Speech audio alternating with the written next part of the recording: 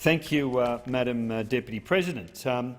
Well, the week started well. It started well, and I have to say it started surprisingly well, because for the first time in many years, it seemed that the ALP were finally behaving like an opposition when it came to matters of so-called national security.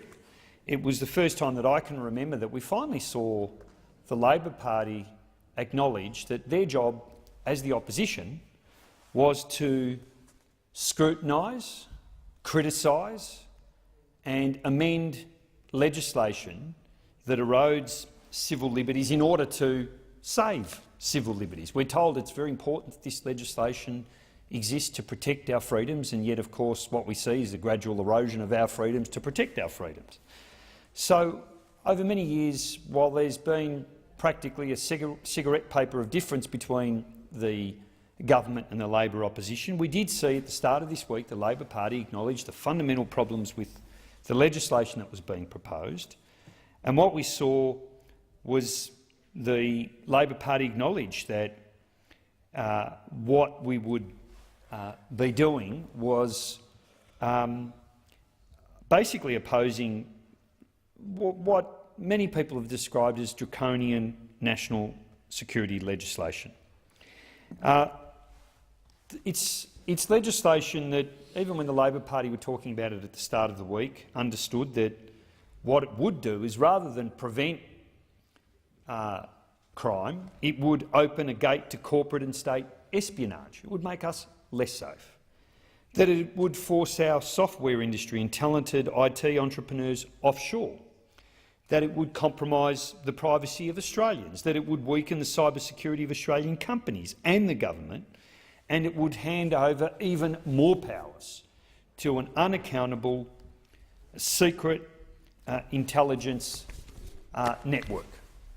So it was a good start to the week.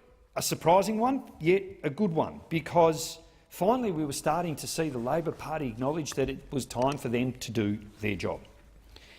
And yet here we are at the end of the week, where after a couple of days of protest from the government, we've now seen the Labor Party roll over so that Peter Dutton can give them a little tickle on their belly, a little scratch. And that's where we are right now.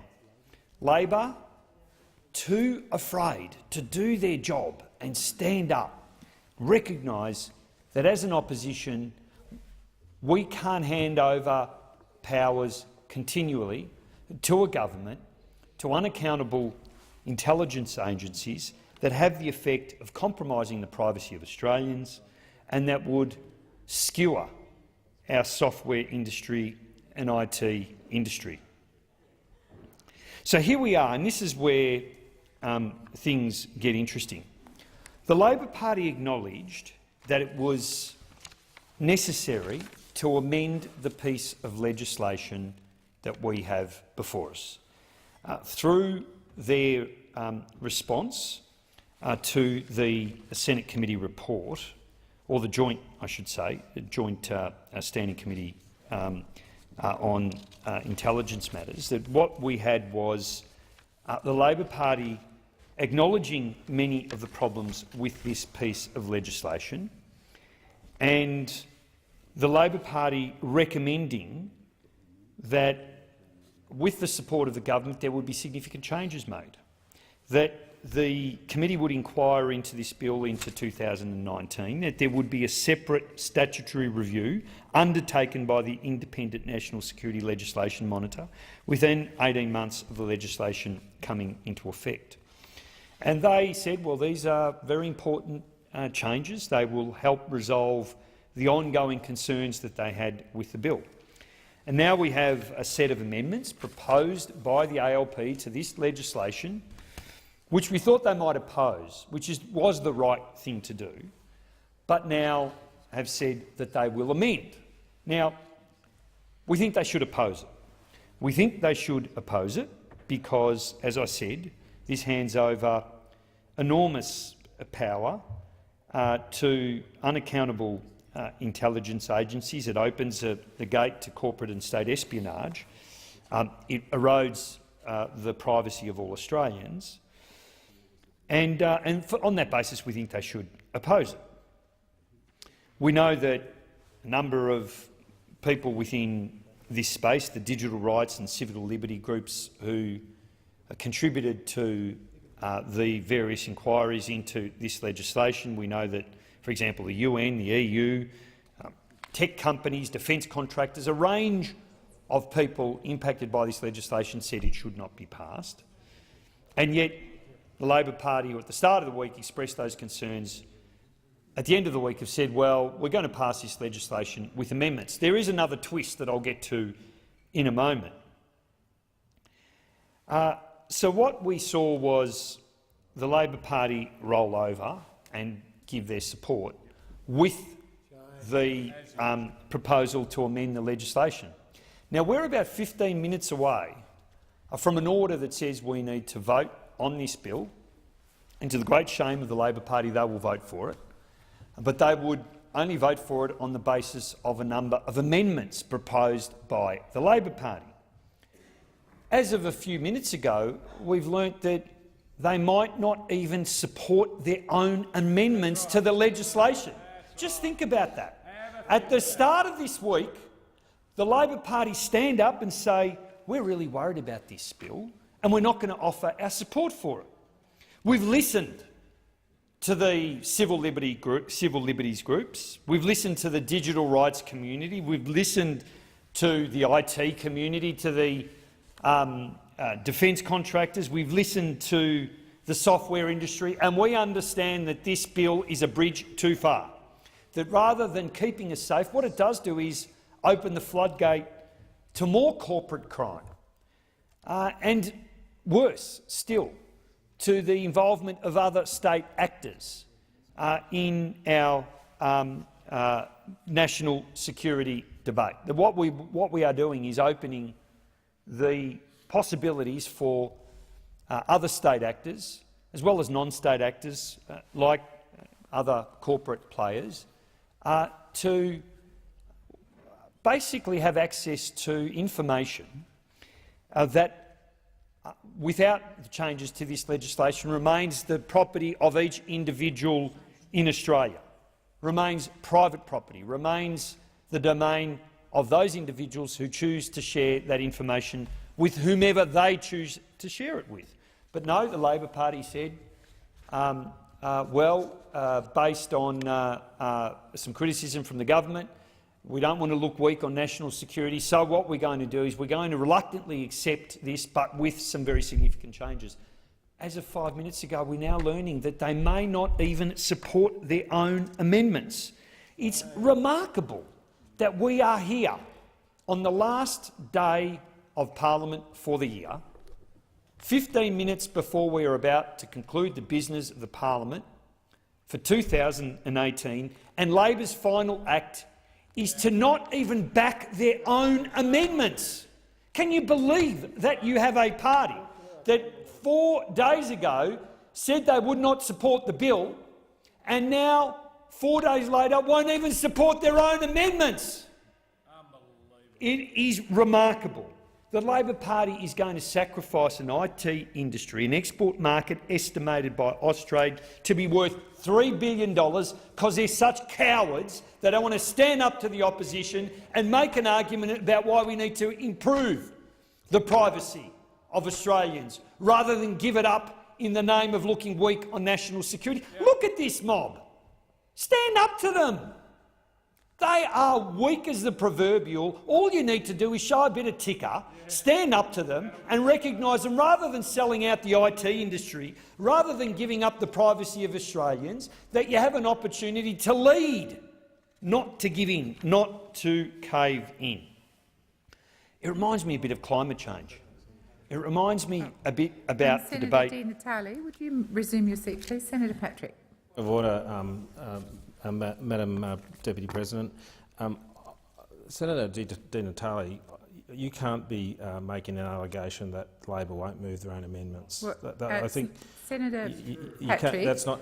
Is it true? Senator Patrick, please Okay, resume your seat. Thank you, Senator Di Natale. Remarkable, Senator Patrick. Indeed, you're right. we're in a parallel universe right now when the proposer of an amendment, putting forward an amendment because they acknowledge the huge concerns they have around their legislation, now look like they're not even going to back their own amendment. I understand why you'd be confused, Senator Patrick. It's a reasonable judgment to make, but the reality is it now appears that the Labor Party will not support their own amendments. They'd rather have Peter Dutton in the back pocket of every Australian than stare down an over-the-top scare campaign from a government that's only got fear. That's all they have. All this government has is fear. They have nothing else. They've got no vision, no agenda, no plan for the country. All they have is fear and division. And yet here we have, with the Labor Party saying, you know what, we'll hand over complete and total power to Peter Dutton. He's the man that we're going to trust with our national security. And, you know, the great tragedy is that we have the opportunity now to turf this mob out and to change the country so that we move away from this politics of fear and division, from the paralysis that has gripped Australian politics for far too long, and yet here we are with the Labor Party rolling over yet again. And I've got to say, I'm disappointed. Because, as I said at the start of the week, I turned around to my colleagues and said, finally, on an issue of so-called national security, we're going to see the opposition behave like an opposition. Yet, here we are, just before Parliament's about to rise, when not many people are paying attention to what's going on here. The Labor Party is saying we've got a whole range of amendments. I point to the additional comments that they outlined in their report to the committee that was scrutinising this legislation, and in their additional comments they say very, very clearly, the work of the committee hasn't been assisted by the government's approach to the debate over recent weeks. Labor members are concerned to avoid a continuation of this conduct. It jeopardises the important function the committee serves in a national security apparatus. I mean, they said in their own additional comments, we're worried about where this is going. They then indicated that the government had acknowledged some of their concerns. However, what they did say was that they believe that the government's changes don't address all of the problems in this bill. And that's why the Labor Party proposed a series of amendments to address the concerns they outlined in the additional comments to this report. And what are they doing? They're walking away from their own amendments. Again, because they are— why would you be scared of this mob? They couldn't run a chook raffle. And yet here we are, you guys handing over carte blanche national security legislation that gives Peter Dutton veto over what Australians can and can't share with each other. It is remarkable stuff. It's utterly remarkable. And this is why you need the Greens in the Senate, Madam Deputy Speaker. This is why you need the Greens in the Senate, because you can't trust either of the major parties. You can't trust Bill Shorten, because when it comes to actually taking a stand on an issue that matters, he rolls over and gives the government everything they want. You can't trust him. That doesn't mean, of course, that we won't work constructively with the Labor Party when they win office, because they will win office, but you need us there to hold them to account. And let me be really clear about this. We will be doing everything we can to vote and repeal this legislation when it becomes very clear what this legislation does, when all the flaws are revealed and the damage is done. But right now, we need to stop it. For those people who haven't followed the debate closely, encryption protects digital infrastructure like our banking system. It protects the electricity grid. It protects mass transport systems. Our essential services in this digital economy will be opened up for exploitation by very dark forces, by state actors and non-state actors. And that's why we're going to oppose this legislation. And if the Labor Party won't move their own amendments, let's be very clear about it. We'll move the Labor Party's amendments for them. That's what we'll do. And you will have to vote against your own amendments, amendments that you said were necessary in the committee that looked specifically at this legislation and where you, the Labor Party, said these amendments were necessary. We'll oppose this legislation that threatens the privacy of citizens and drives tech companies from Australia who fear for their staff's legal liabilities, who'll be blacklisted from global software markets. We'll oppose this unnecessary legislation that hands even more and unaccountable powers to our intelligence agencies. I want to quote the words this week of Witness K's lawyers Bernard Collaery. Now, there is another indictment on the nation. Bernard Collaery. It is remarkable that the victim of a coordinated attack by intelligence agencies and ministerial officers who authorised the illegal bugging of East Timor's cabinet in order to secure a commercial benefit for a major donor to both political parties, that is Woodside. Let me tell you what Mr Collaery knows. He knows better than anyone else how dangerous this power is. I quote Mr Collaery. Australian politicians alone now, among the enlightened democracies in Western Europe, the United States— Senator Di Natale, I've Senator Cormann on a point of order. On a point of order, I'm just seeking the indulgence of Senator Di Natale whether we can extend the time of the debate by 10 minutes so he can finish his remarks. I've got to make some remarks to assist the chamber and to assist— Leave's not granted. Senator Di Natale.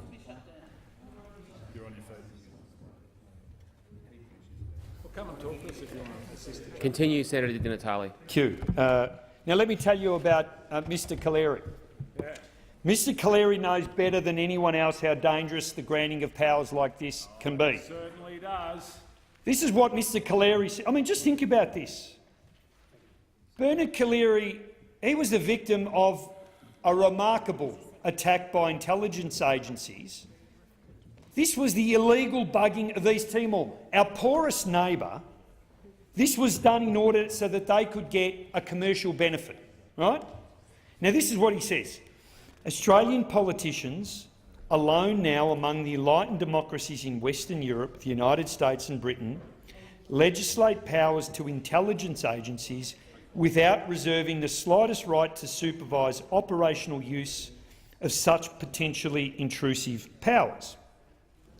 Labor, by omission and lack of courage, is about to give unaccountable powers we don't know further carte blanche powers over our freedoms.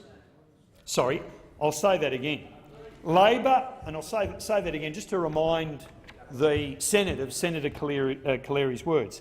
Labor, by omission and lack of courage, is about to give unaccountable persons we don't know further carte blanche powers over our freedoms. By omission and lack of courage. That's what we're seeing right now. He goes on to say, this time around, when the inevitable excuses come to light, hopefully before an integrity commission, we may see that institutionally federal Labor was complicit, not just unaware, as Mr Dreyfus has now been explaining away his role or lack thereof in 2013. We're handing over more of our civil liberties to unaccountable agencies and attorneys generals from both parties who have proven themselves to bug and prosecute anyone who dares expose their breaches of power. I mean, this is what governments have done. Governments have Attorney Generals from both the Liberal and Labor Party have shown that they're prepared to bug and prosecute people who expose them for what they do. Why are we doing this? Especially in a week where the High Court has exposed and condemned the misuse of power and jeopardised the rule of law in Victoria. Let's look at what has happened just in Victoria this week. Absolutely remarkable stuff. These amendments will allow state and territory police forces to utilise the powers of this bill. But in the most egregious act of self-interest, the two parties have agreed to exclude state anti-corruption bodies. Just take a point.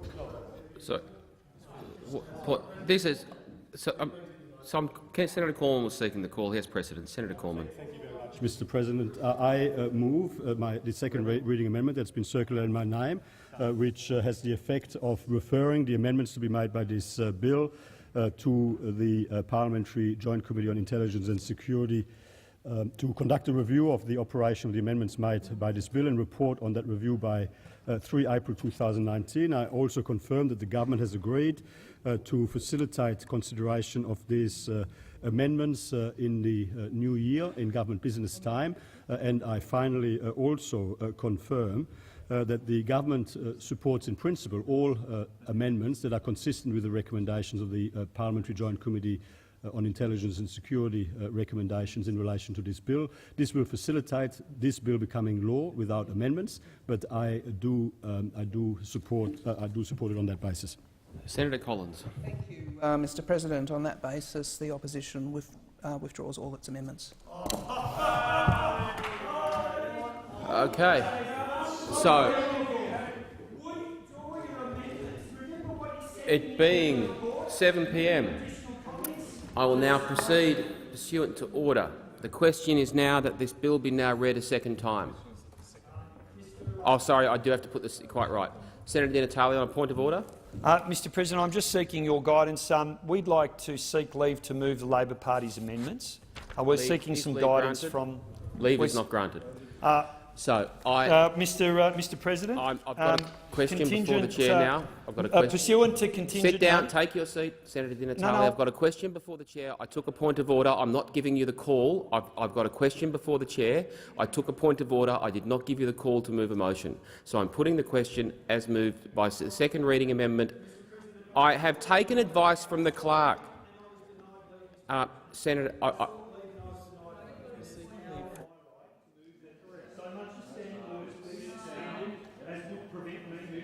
So, Senator Di Natale, this goes to the same ruling I gave earlier when the government sought to move a suspension of standing orders that was not related to a matter before the chair, and that motion was ruled out of order, and then the minister, you'll recall, had to move for the adjournment of the debate. So, on the same principle, on advice from the clerk as well, that is the ruling I'm making. So, the question is now the second reading amendment moved by Senator Cormann. Those of that opinion say aye. The contrary, no. The ayes have it.